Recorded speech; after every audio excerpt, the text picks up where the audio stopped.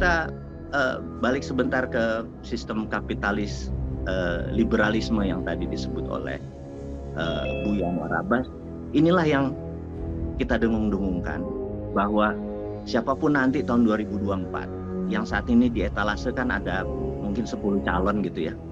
Kita challenge mereka itu. Challenge benar-benar kita tantang mereka itu. Apakah kalau nanti mereka jadi, apakah persis seperti 6 presiden kemarin, mulai dari Pak Jokowi mundur sampai Pak Soeharto, tetap kapitalis liberalisme yang dipakai, atau pakai sosialis liberalisme? Itu yang kita mau challenge. Jadi apakah masih pakai upper of pyramid? Upper of pyramid ini ya, kalau piramid itu ada dua nih, piramid di atas tuh ada dua. BUMN itu adalah kapitalis sosialisme gitu ya, di atas juga elit juga BUMN gitu ya.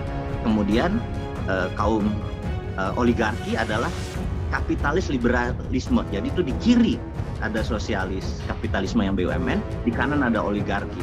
Ini udah mau zamannya SBY, mau zamannya Soeharto, zaman Jokowi, itu yang dimainkan yang di atas terus gitu ya.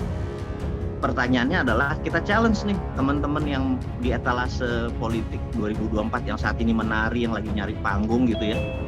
Apakah dia mau masih make ini atau punya yang baru? Itu yang kita mau challenge. Punya yang baru artinya kembali ke pelajaran The Winner Takes All. The Winner Takes All itu bukunya di awalnya tadi cerita tentang anak muda yang kaya lebih sedikit karena yang tua sudah lebih menang. Yang kedua seperti sistem dolarisasi tadi, di mana currency dolar asal dipakai dimanapun, sebuah keluarga yang di Basel itu mendapatkan benefit. Pertanyaan dia di buku tersebut, si pengarangnya nanya, dengan adanya sistem yang lama ini, apakah kemiskinan hilang dari muka bumi? Apakah penyakit hilang dari muka bumi? Apakah tidak ada peperangan? Apakah tidak ada orang yang menderita? Jawabannya masih banyak yang menderita. Indeks Gini yang kaya miskin makin melebar. Terus penyakit di mana-mana, ada biological warfare kemarin, dan sebentar lagi ada weather warfare atau climate warfare, ada perang cuaca. Ternyata tidak membuat dunia lebih baik. Kesimpulannya, the system doesn't work gitu ya.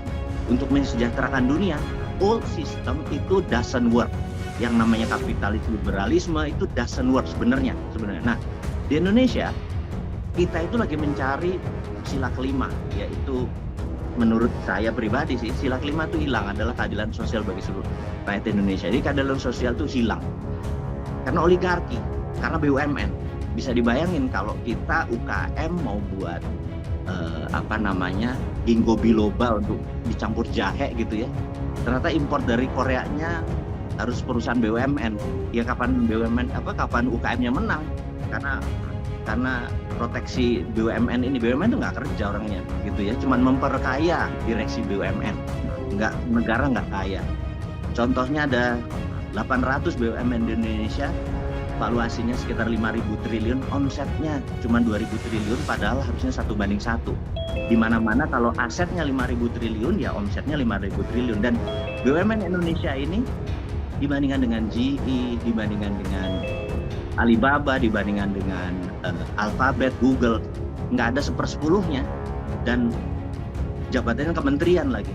Jadi di sini kita mau mengingatkan bahwa kalau elitis kapitalis dan elitis sosialis ini tidak diubah, maka siapapun yang jadi nanti 2024, whoever, termasuk perpanjangan 3 kali masa jabatan, monggo saja, atau Gibran mau jadi juga monggo saja, atau Ganjar atau Anies, saya rasa tetap kapitalis liberalisme dan kapitalis sosialisme tetap pakai BUMN dan tetap pakai oligarki.